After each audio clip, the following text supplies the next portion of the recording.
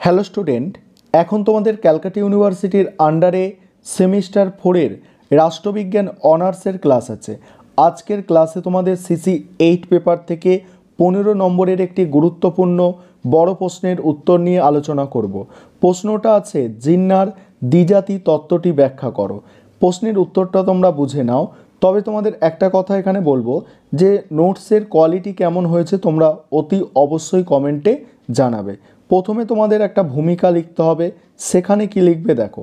ভারতীয় উপমহাদেশে রাজনৈতিক ইতিহাসে মোহাম্মদ আলী জিন্নাহ প্রদত্ত দ্বিজাতি তত্ত্বের ধারণা আজও চিরস্মরণীয় অধ্যায় হিসাবে চিহ্নিত হয়ে রয়েছে।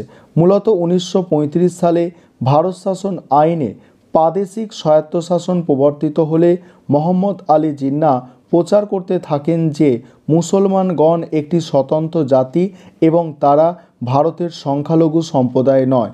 তাই তিনি একটি স্বতন্ত্র জাতি হিসাবে মুসলমানদের পৃথক আবাসভূমি দাবি করেন। তার এই দাবির পরিপ্রেক্ষিতেই দ্বিজাতির ধারণাটির উৎপত্তি ঘটে এবং পরবর্তীতে এই ধারণা দ্বিজাতি তত্ত্ব নামে পরিচিতি লাভ করে, যার গুরুত্ব মুসলিম সমাজে অপরিসীম। এবারে দেখো দ্বিজাতি তত্ত্বের পরিচয়। পরের পয়েন্ট, দ্বিজাতি বলতে বুঝি দুটি জাতি এবং দুটি জাতি সম্পর্কিত তথ্য হচ্ছে দ্বিজাতি তত্ত্ব। আর ভারতবর্ষে এই তত্ত্বের প্রবক্তা হচ্ছেন মোহাম্মদ আলী জিন্নাহ। ভারতে বসবাসরত হিন্দু মুসলমান সম্পর্ক কোনোদিনই ভালো ছিল না, যদিও এ উভয় সম্প্রদায়ের সম্প্রীতি গড়ে তোলার চেষ্টা করা হয়েছিল। এই প্রেক্ষিতে মোহাম্মদ আলী জিন্নাহ উপলব্ধি করেন যে কংগ্রেসের ছায়াতলে মুসলমানদের ভাগ্যের উন্নয়ন সম্ভব নয়। তাই তিনি মুসলমান সম্প্রদায়ের অধিকার আদায়ে তৎপর হয়ে ওঠেন এবং মুসলমানরা যে একটি স্বতন্ত্র জাতি তা প্রচার করতে থাকেন। তিনি প্রচার করেন যে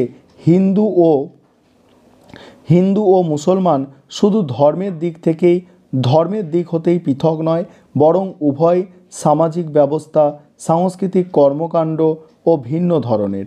তাই এই দুই জাতির মিলন কখনো একটি জাতিতে পরিণত হওয়া সম্ভব নয়। এই দুই জাতির মিলনে কখনো একটি জাতিতে পরিণত হওয়া সম্ভব নয়। তার ধারণাকে বাস্তব রূপ দিতে 1940 সালে 22শে মার্চ লাহোরে অনুষ্ঠিত নিখিল ভারত মুসলিম লীগের 23তম অধিবেশনের সভাপতির ভাষণে তিনি দ্বিজাতি তত্ত্ব অর্থাৎ টু নেশন থিওরি উত্থাপন করেন। তিনি ঘোষণা করেন যে কোনো আন্তর্জাতিক মানদণ্ড অনুযায়ী মুসলমানরা একটি জাতি, তাই তাদের প্রয়োজনে একটা পৃথক আবাসভূমি, একটা ভূখণ্ডের এবং একটা রাষ্ট্রের। এই ঘোষণার ঐতিহাসিক দ্বিজাতি তত্ত্ব নামে খ্যাত। তারপরে কি বলা হচ্ছে দেখো, দ্বিজাতি তত্ত্বের ঘোষণার কিছু গুরুত্বপূর্ণ অংশ দেখো কি বলা হচ্ছে যে ভারতে মুসলমানরা একটি জাতি, হিন্দুরা একটি জাতি। এই দুই জাতির ধর্ম, সংস্কৃতি, ইতিহাস, রীতিনীতি, আচার আচরণ, আদর্শ সব কিছু ভিন্ন। তারপর বলা হচ্ছে তাই তাদের একই রাজনৈতিক ব্যবস্থায় একত্রে বসবাস করা সম্ভব নয়। ভারতে মুসলমানদের জন্য একটি স্বাধীন রাষ্ট্রের প্রয়োজন। তারপরে দেখো পরের পয়েন্ট, দ্বিজাতি তত্ত্বের প্রভাব। দ্বিজাতি তত্ত্ব ভারতীয় উপমহাদেশের ইতিহাসে একটি গুরুত্বপূর্ণ ঘটনা।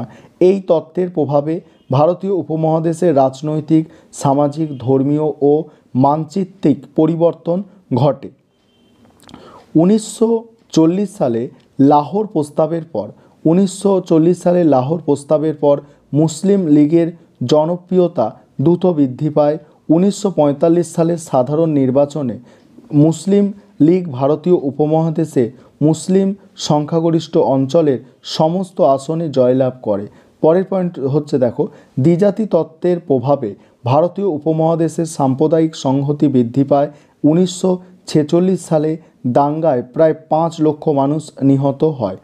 তারপর দেখো এখানে বলছে সাম্প্রদায়িক সহিংসতা, ঠিক আছে। তারপর দেখো 1947 সালে ভারত বিভাগের মাধ্যমে ভারতীয় উপমহাদেশে দুটি স্বাধীন রাষ্ট্র বিভক্ত হয়। এই বিভাজনের ফলে প্রায় 15 মিলিয়ন মানুষ তাদের আবাসস্থল ছেড়ে চলে যেতে বাধ্য হয়। তারপরে কি বলা হচ্ছে দেখো, দ্বিজাতি তত্ত্বের প্রভাবে আজও ভারতীয় উপমহাদেশের রাজনীতি ও বলছে দ্বিজাতি তত্ত্বের প্রভাব আজও ভারতীয় উপমহাদেশের রাজনীতি ও সমাজকে প্রভাবিত করছে। পরের পয়েন্ট আছে 1940 সালে দ্বিজাতি তত্ত্বের গুরুত্ব। দ্বিজাতি তত্ত্বের ভিত্তিতে 1947 সালে 14 ও 15ই আগস্ট ভারত ও পাকিস্তান দুটি স্বাধীন রাষ্ট্র গঠিত হয়। এই তত্ত্বের ফলে ভারতে ধর্মীয় দাঙ্গা তারপরে সহিংসতা ছড়িয়ে পড়ে, কিন্তু তবুও তত্ত্বটি ভারতীয় ইতিহাসে একটি গুরুত্বপূর্ণ অধ্যায় হিসাবে বিবেচিত হয়।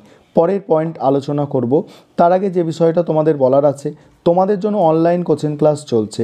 তোমরা যারা অ্যাডমিশান নিতে ইচ্ছুক আছো এই নম্বরে যোগাযোগ করে অ্যাডমিশান নিতে পারো 9123005218 এই নম্বরে তোমরা যোগাযোগ করে অ্যাডমিশান নিতে পারো।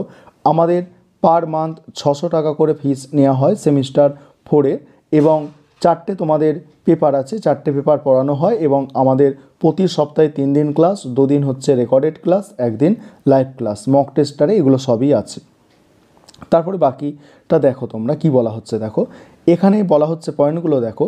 এটি ভারতীয় মুসলমানদের মধ্যে স্বাধীনতার আকাঙ্ক্ষা বৃদ্ধি করে, এটি ভারতীয় মুসলমানদের রাজনৈতিক ঐক্যবদ্ধ প্রদান করে, এটি ভারতীয় উপমহাদেশে রাজনৈতিক বিভাজনের সূচনা করে। তারপরে বলা হচ্ছে দ্বিজাতি তত্ত্বের ফলে ভারতীয় উপমহাদেশের রাজনৈতিক ও সামাজিক পরিবেশে ব্যাপক পরিবর্তন আসে, এই পরিবর্তন এখনও পর্যন্ত চলমান। উপসংহারে কি বলা হচ্ছে দেখো, উপযুক্ত আলোচনার শেষে বলা যায় যে মোহাম্মদ আলী জিন্নাহ দ্বিজাতি তত্ত্ব ছিল একটি রাজনৈতিক কৌশল।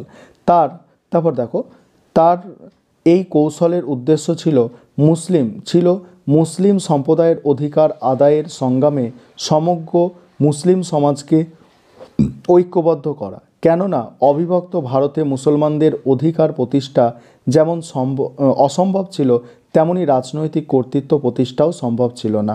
তাই এই বাস্তবতার প্রেক্ষিতে এবং মুসলমানদের পৃথক আবাসভূমি গঠনের লক্ষ্যে জিন্নাহ তার দ্বিজাতি তত্ত্ব উত্থাপন ও প্রচার করেন। আর মুসলিম সম্প্রদায় ঐক্যবদ্ধতার কারণেই এক সময় ভারত দুভাগে বিভক্ত হয়ে যায় এবং মুসলমানগণ পাকিস্তান নামে নতুন রাষ্ট্র গঠন করে। সুতরাং সামগ্রিক প্রেক্ষাপটে জিন্নাহর দ্বিজাতি তত্ত্ব অত্যন্ত গুরুত্বপূর্ণ। এই ছিল তোমাদের আজকের ক্লাস।